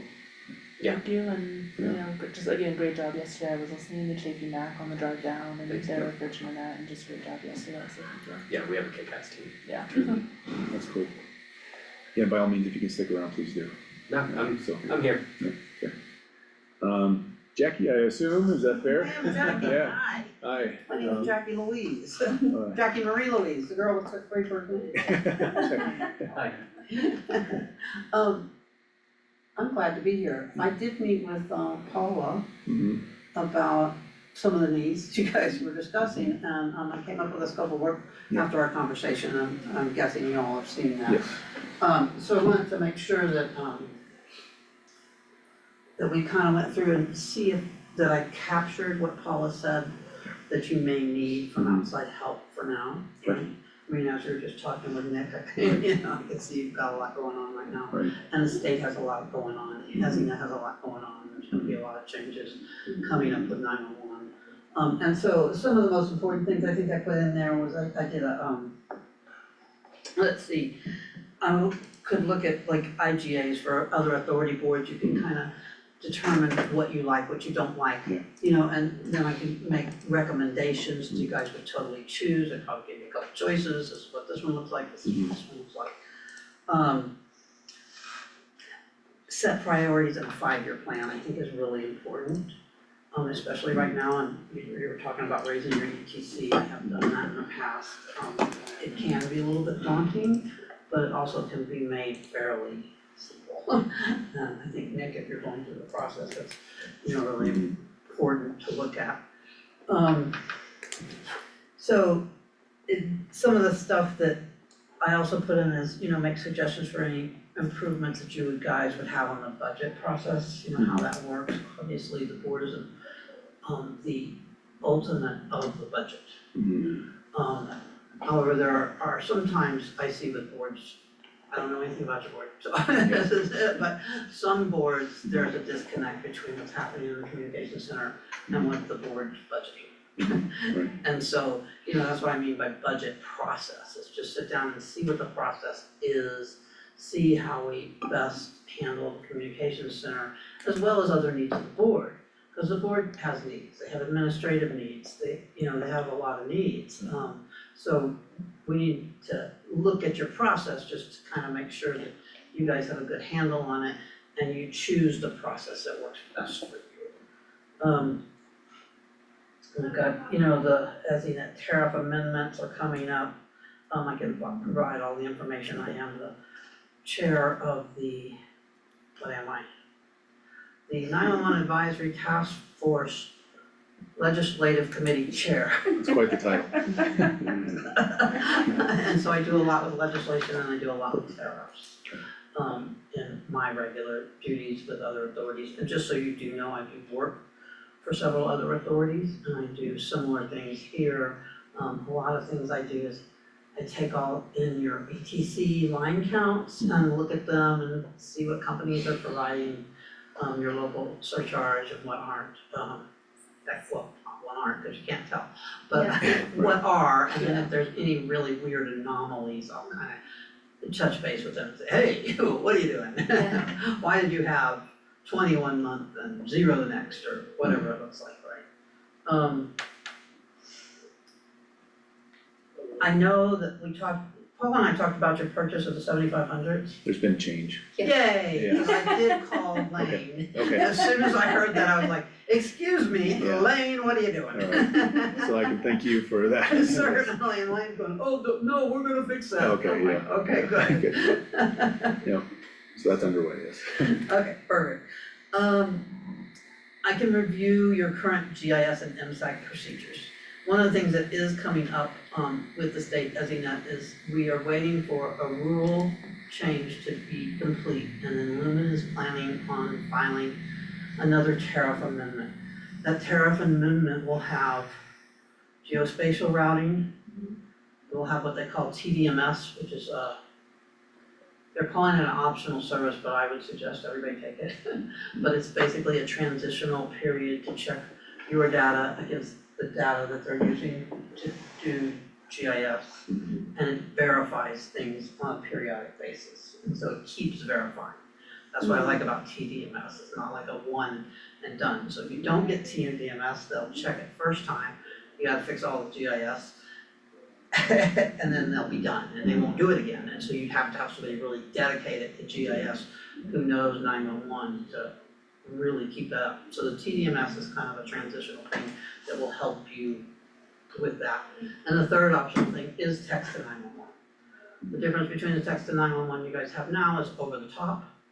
It comes in on either a separate system or whatever. If it comes to the EZNet, it will come in on your call handling system. And that is an optional service because some people are very happy with their text to 911 and don't want to change it. So that's coming up, and they're supposed to be filing that within the next few weeks, we hope. The surcharge increases are going to happen, the proceeding will open in August, and the decision will be made October. Thank you. I thought it was just yesterday. Yeah, no, it's October. Anyway, And so basically what they're gonna do is they will increase the state surcharge by however much they need to cover these services that Lumen wants to provide. Because that, all Lumen services right now are covered by that state surcharge. They also have the enterprise board who's going to be presenting a budget to them on what they think they can help with on a statewide basis and, being hooked into that enterprise board if you need anything, radio consoles or Yeah. dispatch. Or Michael Berry. Those kind of things, get hooked in with the enterprise board because I think they're gonna budget for some grant monies for boards that can't pay for those outright. Because that's one of the things they know are coming up. Anyway, so that's all happening in the next couple months, moving pieces. So, you know, I could help review the center's priorities again, kind of put together this plan, this is what you need to think about when you're prioritizing your money. Because as we know, we don't have much. You know, it's a limited amount and and then, you know, looking at the voluntary training standards, the state is working on voluntary state training standards. Most people meet them, they are voluntary, you do not have to use them. But they are there, and then, update the board on the newest, legislation that might impact 911 centers. And that I do for several boards, so it's, you know, one of those things that I do, and I keep track of. And just so you know, as of our yesterday's meeting, the task force did approve the legislative committee to draft language to change the definition of prepaid wireless. The reason behind that is, as you know, about when we got the statewide, the year we got the statewide, which was 2020, so it started in 2021, we started receiving the statewide money, and then your prepaid wireless went up. And the reason it went up was in that same bill as the statewide, we changed the way prepaid wireless had to remit their fees. They remit to DOR, because the retailers need to remit. At any rate, last year sometime, or this year, whenever, when we were talking about all this in legislation, DOR issued a letter to one company that basically said, they weren't defined as a prepaid and didn't have to pay it. And so that's gonna kinda snowball on us. And so the legislative committee is working on language to update the definition of prepaid, because basically what they said is their units or minutes don't decline. Therefore, they don't think they're prepaid. But, because they're unlimited, but you still have to buy it monthly, so you have to buy an unlimited plan for a month. And then the next month you have to buy another unlimited plan. So in our minds, it does decrease with use, and in our minds, if they aren't paying prepaid, which was done last year on another legislation, it basically kind of says if they're not a prepaid company, they're a ETC company. So they need to pay one or the other. I'm not sure how that flushes out. But anyway, this private letter ruling that DOR put out kind of goes against the grain and could cause a huge impact financially to authority boards and PSAPs. So we're gonna be working on that legislation. Right now, the PUC is trying to see if there's any way they could counteract the letter before it goes to legislation. Any questions for me, anything you'd like to take away, add, anything? I'm happy to, like I said, I sat down with Paula and kind of made up this list, so, I didn't get to meet with the board, so I didn't, Yeah. you know. No. Let's do, So let me interrupt for a second, Yeah. course correct a little bit, sorry, jumped right into our next agenda item. So just for the record, we moved our agenda around a little bit, we weren't sure what time you were gonna show up. I appreciate that, thank you. So we're knee deep in this conversation, this is, so we're moving on to what the original item B for new business was discussion with you. And from 911 Solutions regarding a drafted statement for work, Lake County Communications Center. So just for the record, I apologize everyone, I kind of missed that as that transition. But basically when we introduced you is when we started that new agenda item. But I'm good to continue the conversation. Thank you, So, thank you, and I appreciate your patience with Yes, traffic. I'm glad you got here safely. I got to Aspen and was like, whoa, what happened here? Yeah, I'll start off with, maybe, we introduced ourselves to Nick. Maybe we can do that quickly, and we don't have to do it That'd be great. as Sure. long, so you understand who you are, but go ahead. I'm Dan Daly, I'm the fire chief. And I'm Heath Speckman, I'm the sheriff. Okay, I'm Dan Trolka, I'm Leadville's police chief. I'm Claire Hathaway, I'm the director of OEM for 2 more weeks. 2 more weeks. Yeah, Are we and I'm gonna do leaving, OEM, or- yeah, I'm leaving Lee County, yeah. Oh, well. We all So, heard this today. I just- so- I just say this so you know not to look to me too much. Okay. And Jeremiah? I am We Jeremiah, the ambulance director for St. Vincent Health. Oh, hi Jeremiah, okay. Yes. And so that's the board. Thank you. And also a little more background too is, I think you're picking up on a lot of the things that we're discussing. I know you've already had conversations with Paula. And we wanted to hear from you and what you have to offer.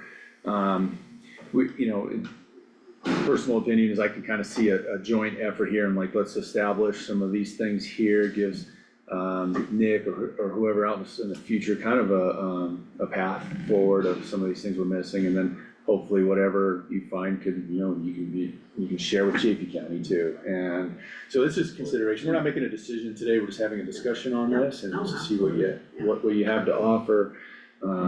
Cost consideration is part of the discussion today, which I see is in the last paragraph there. So that'll be my first question, is very detailed with the time and the travel, giving us an approximate of what this total cost would be. My first question is, how long does that 94 or 93 hours, do you expect that to take? Is that a month, 2 months, so, I would expect to be able to get something finished by December if we started in September, so 4 months. Okay. 4 months. Just so that you have some reports in front of you and know which way you want to go. Okay. Right, so yeah, that's what I would do with that. Okay. Is just make sure that, 2 months. of course, I would need to gather all kinds of data from you initially, and then Mhm. put together the reports, come to you with the reports Mhm. in a draft form. Okay. Because you would have decisions and choices to make, Mhm. and then we can finalize those reports and put them in a final Mhm. position to where you guys can say, okay, we're going this or that. Okay, that's good. Any other questions?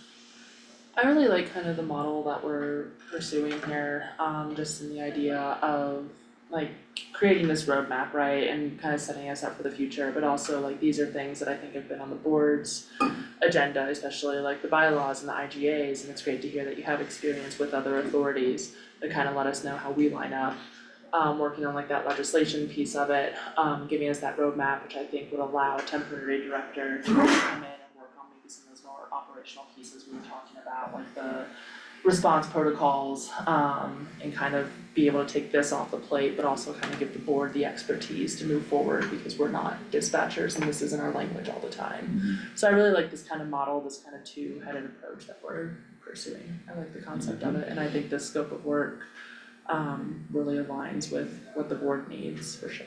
It sure does. Awesome, well, like I said, I'm happy to provide all that. We can move forward whenever you guys are ready, obviously. yeah. No, I didn't expect the decision today, it would have shocked me if you'd have gone, right, okay. yeah, here's our decision." Who do I make the check out to? We do need help, so. Yeah, and I'm happy to do Do that. you take money order, Venmo? I've been in business for, I don't know, 22 years or something now. I started in Summit County. Okay. I worked every position in Summit County, so my background a little bit. Yeah, very good, And then I've been working with authority boards for the last 22 years. great, that's good.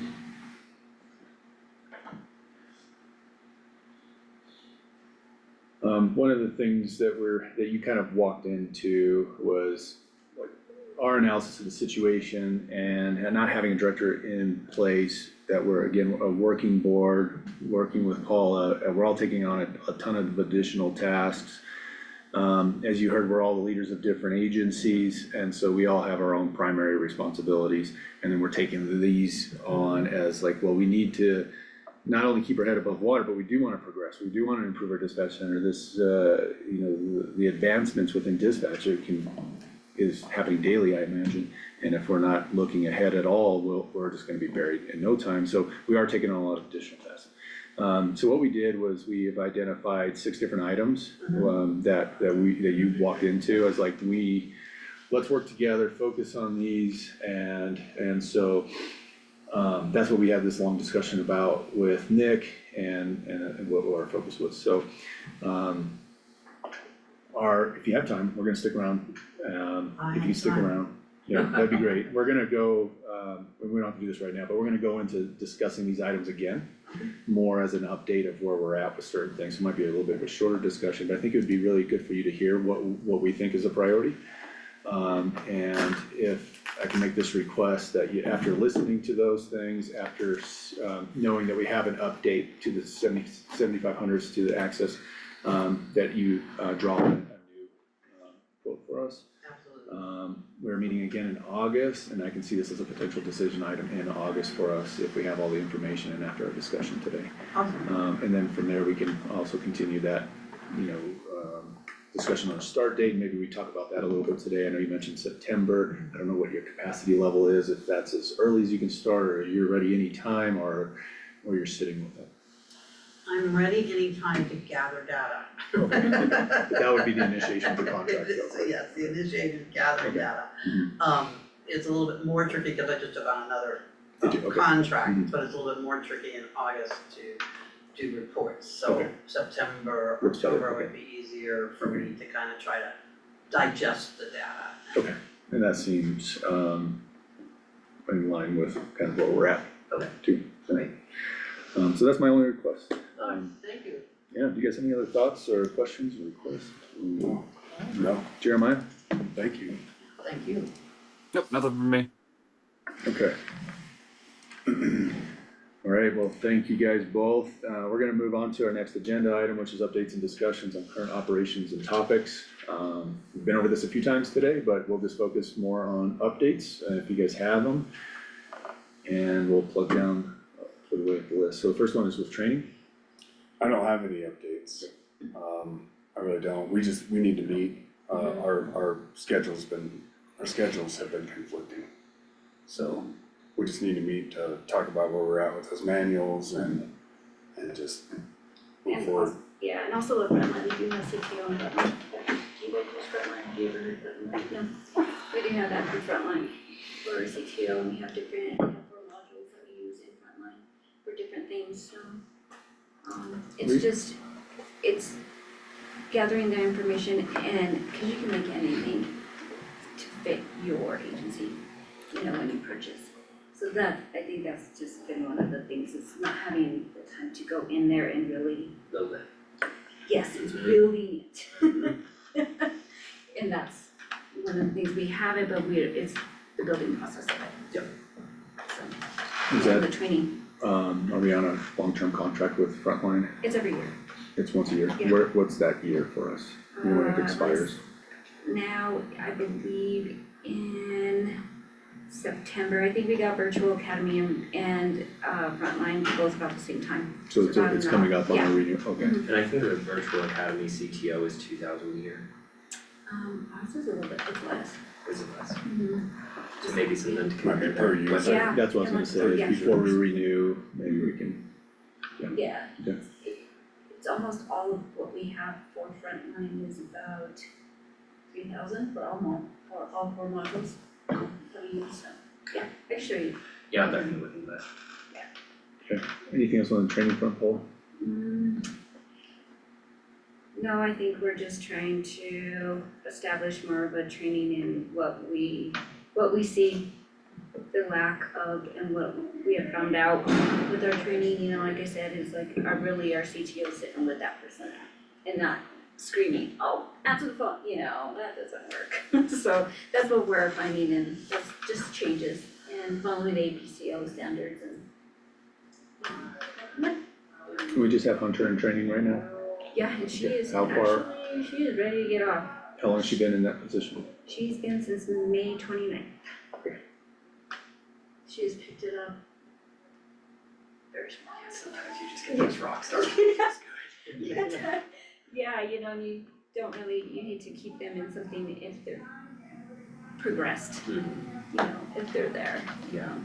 Yeah, I think the biggest obstacle for that, in my opinion, is like the repetition portion of it cannot be understated. Like you can be an absolute box driver dispatcher, but if you just haven't done the reps and haven't hit some of those situations that only happen once every 6 months, then That's the big they can still hit you Yeah. hard sometimes. Yeah. So yeah, that's where we are with training that I felt. Great, thank you. Alright, move on to, staff recruitment and retention, any updates there, you mentioned? The job offer was made to a candidate who accepted. And she tends to be one of a more mature candidate, more seasoned than we're Okay. typically been getting.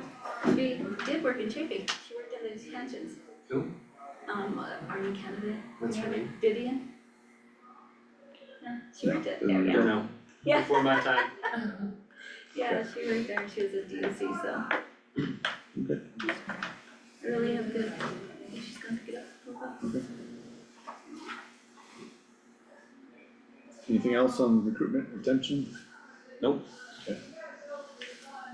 I would just like to see if maybe how we can talk about us moving. There are some agencies who still use, like some do polys, some do psychs, there's so many different avenues that you could take for that hiring process, but I'm kind of with Nick.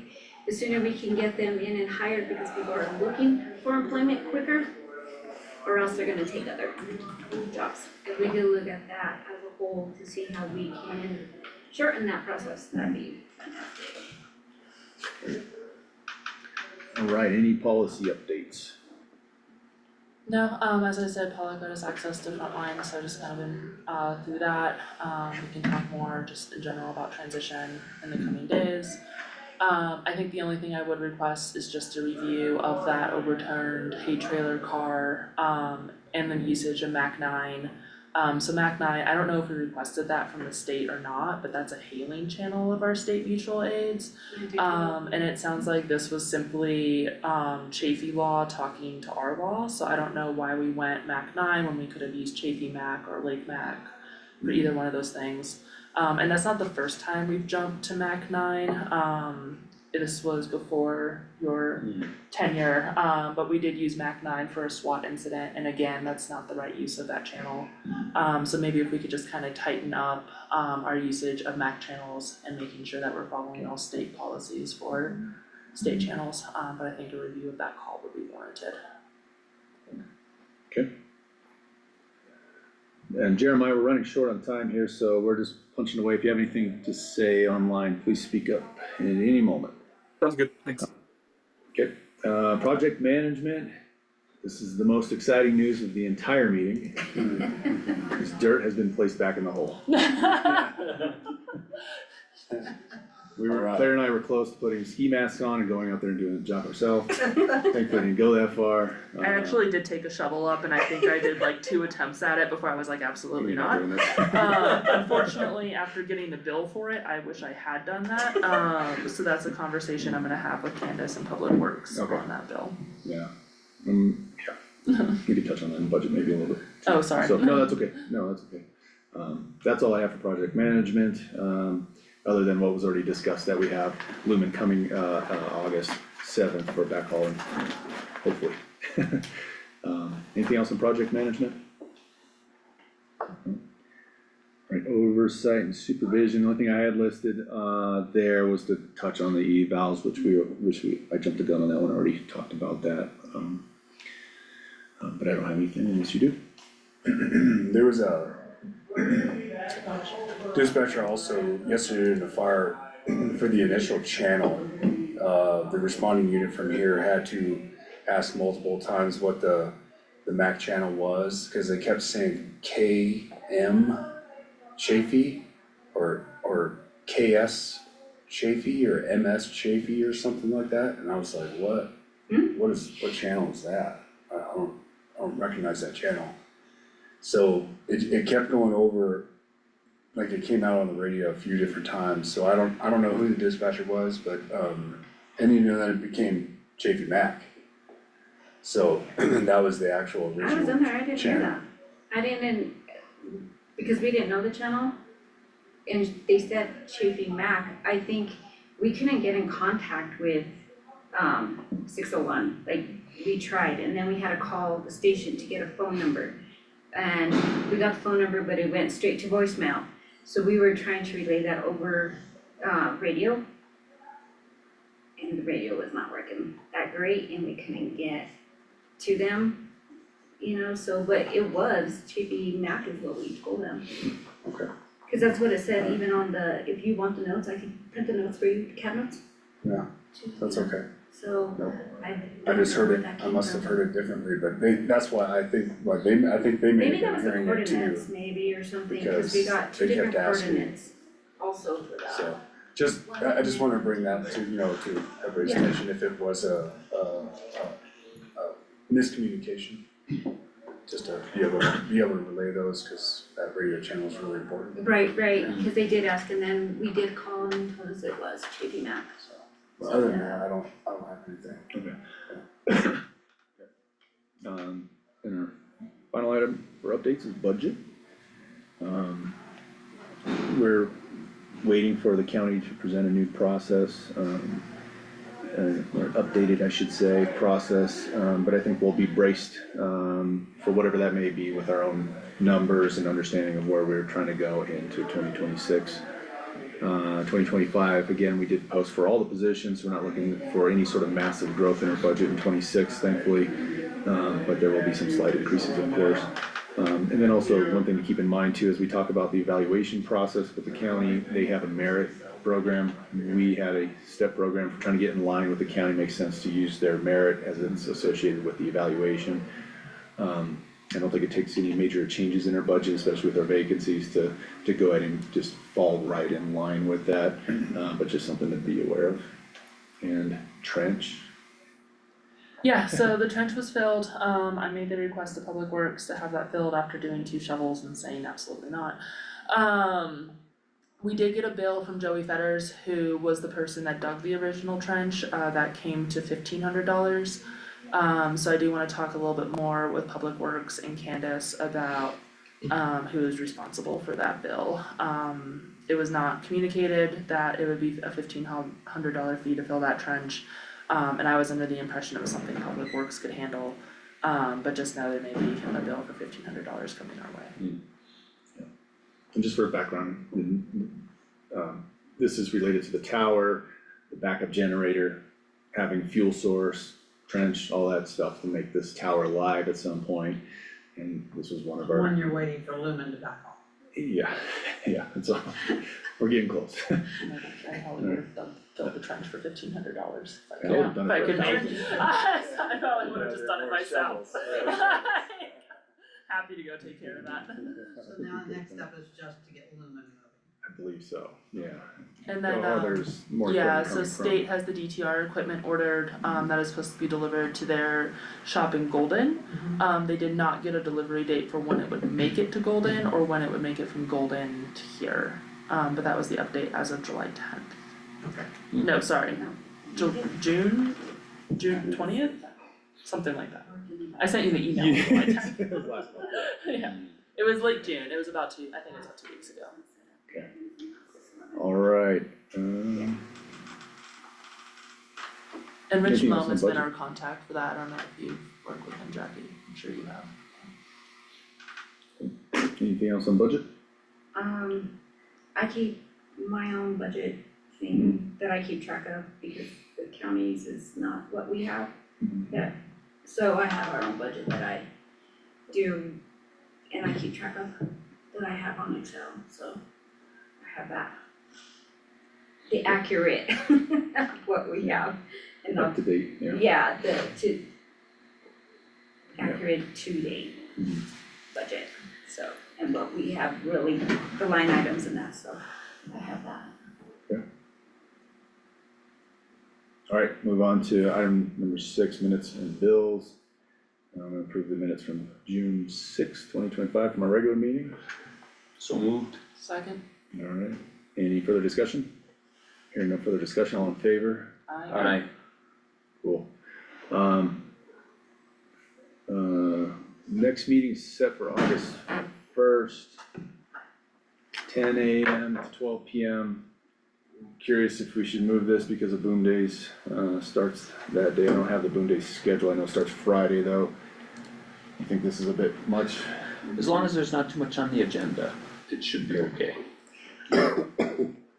Any other thoughts on changing it or just keep it and roll with it for August first? Historically, people start showing up at, you know, vendors and Right. everything, so. I think we just keep it. Keep it, okay, I'm good with that, so our next meeting will be Friday, August first. Yep. 2025 from 10 to noon. We'll adjourn this meeting at 12:02 today. Fit it all in one day. Thanks, everyone. Thanks, guys. Very nice Yes, to meet you. thank you, it was a pleasure to meet you.